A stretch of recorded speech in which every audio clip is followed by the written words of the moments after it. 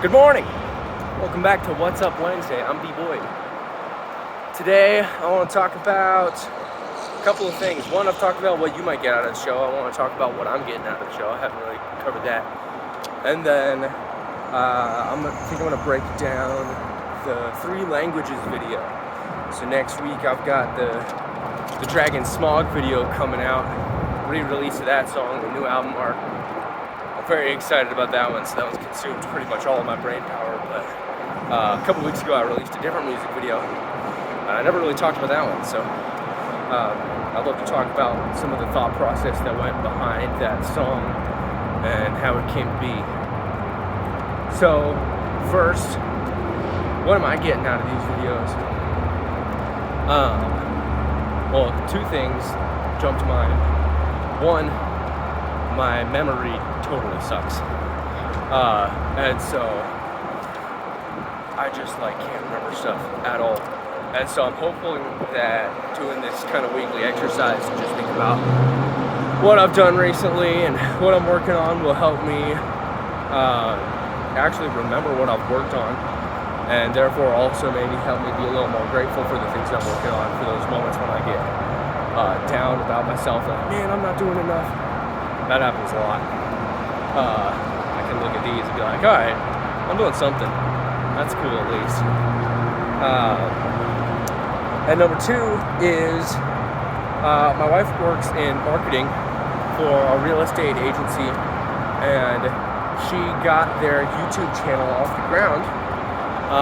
And the main thing she learned during that process was that the biggest thing to have some positive results for YouTube is to just post regularly.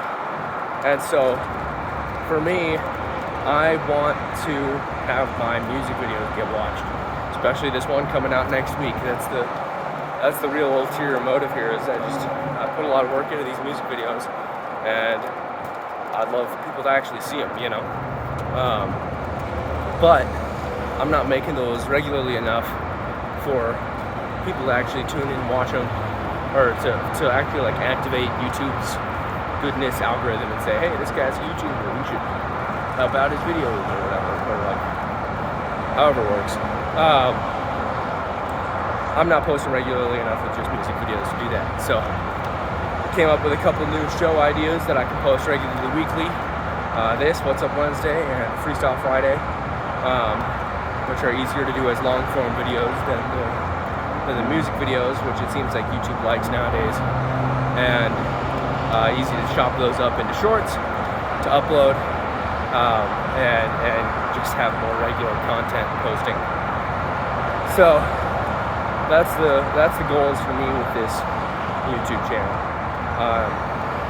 How's it going so far? It's been 3 weeks, and it seems like it's doing all right. The shorts I'm posting get way more views than I think is reasonable. I don't know who's watching these shorts, but somebody's watching the shorts, so that's cool. And hopefully that drives some viewership for music videos. Yeah, but speaking of music videos, I'm releasing that one next week, which I'm really excited about, and it has been all I've been thinking about, so that's why I haven't talked about the other one. But I did release a music video a couple weeks ago called 3 Languages, which was also a fun project, and I thought I'd talk about that one briefly. That one came together a lot faster than the Dragon Smog. So the Dragon Smog was a multi-year effort, honestly. I wrote most of that song several years ago and just wasn't sure how it ended, right? Turns out the ending to the story is the hardest part. Knowing how to conclude. You make it a tragedy, comedy, what? And so that one took me forever just to write, and then I fixated on the instrumental forever. 3 Languages, on the other hand, came together lightning quick. So I had this idea. I think I had it done, recorded, mixed, mastered within the week. Part of what helped to that is I figured out that it fit already onto a beat I purchased from a guy in Germany 4 or 5 years ago. So I just had this beat sitting around I bought 7 from him for $100 a couple years ago. He's like, all right, seven beats for the price of one. I was like, sure.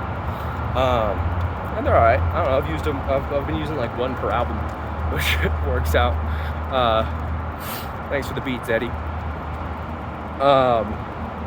So that helps when you, because for me, the easiest part of a song is always the lyrics, and then it takes forever to actually turn it into a song. So about the lyrics of that song. The song is about, I noticed that there's kind of 3 different languages in America when talking about the climate crisis. There's the scientists who use very sciencey language and data-driven language, and I think that misses with the average person, the layman. And I actually made that observation not about the climate crisis, and only extended it to the climate crisis later. Because, I only extended it to the climate crisis and wrote the song about the climate crisis because that's the subject I'm more familiar in. But I actually noticed this phenomenon reading a parenting book, of all things. So I recently became a new parent. I gotta switch arms, my shoulder's killing me. Which also means I gotta walk around my bike here, and biking to work. Recently became a new parent, and part of that process, of course, is mom goes out and buys a gazillion parenting books because she wants to know stuff, which is fair. She doesn't like winging things like I do. And so we got all these parenting books, and then I kind of pushed for one that she didn't care as much about. A pair of books by Emily Oster. Actually, a friend gave us the first one for free, so that's how we found out, and then I pushed for the second one because I really liked her style. Emily Oster is this statistician, economist, I think, who became a parent and was overwhelmed by all of the parenting books, as are probably most parents. And she kind of decided enough was enough. It's impossible to know what's real in those books because there's so many and they all give conflicting information, and it's a right pain in the patella to figure out what's real and what you got to do with your kid. And so she buckled down and actually dove into the scientific literature, because that's what she usually does as an economist, is read through numbers and data and assemble them all into results, right? So she dove into the numbers and data on parenting studies and assembled all those results, did like a meta study of all the studies out there and all the different parenting subjects that she had major questions in, and assembled those into a book, which I thought was awesome. It's no more just like hearsay-based parenting books, which a lot of them are. It's actually like, hey, here's what the science has revealed, which I thought was fantastic. But the problem was, she kind of speaks in that statistician language, or that sciencey language, that I think that I didn't realize falls short with the average person until I was trying to read the parts I really liked back to my wife. So I've got a master's degree in aerospace engineering, so I come from the science background as well. So I think I tend towards that sciencey language, probably first and foremost, at least when reading this content, for sure. And when I try to regurgitate it to my wife, she's just like, I'm not convinced. I realized some of the phrases like, the data is, we're 99% confident, like to a scientist sounds like, okay, they're confident. But to the average person says, well, what about that 1%? Why aren't you fully confident? And the scientist would say, well, we're never fully confident about anything. You know, I had this conversation with my wife early on when we started dating about, I will struggle to say always or never for anything. You know, she's like, all right, make me a promise that you will never do X, Y, Z. And I'm like, I just struggle to make that promise because I don't know what the future holds. I can't guarantee something doesn't change down the line. And I don't know, that's just not how her brain operates. For some reason, that is how my brain operates. I think I read an article in the Atlantic recently about the best free restaurant bread in America. Awesome article. But she kind of backed me up. And the start of her article, she said people with advanced degrees were like, for some reason, when asked what's the best free bread in America, they were very hesitant to commit to an answer because they knew there was a right answer out there, but they were just convinced that they didn't know what it was and they couldn't answer the question because there's just an overwhelming amount of data. So they can say that they can share their confidence level about where the best free bread in America is, but they'll never state for certain that it is, in fact, Red Lobster's biscuits. Anyways, so all that to say, that's where I noticed this kind of language difference between science-based people, or like people with scientific training, and your normal person, and applied that thinking toward the climate crisis, and realized that probably the same issue arose when scientists first started ringing alarm bells back in whatever decade it first started in. For the first many decades of the climate crisis, I think scientists were coming forward like, hey, here's the data, we're very confident that you can see there's 99% correlation between this and this.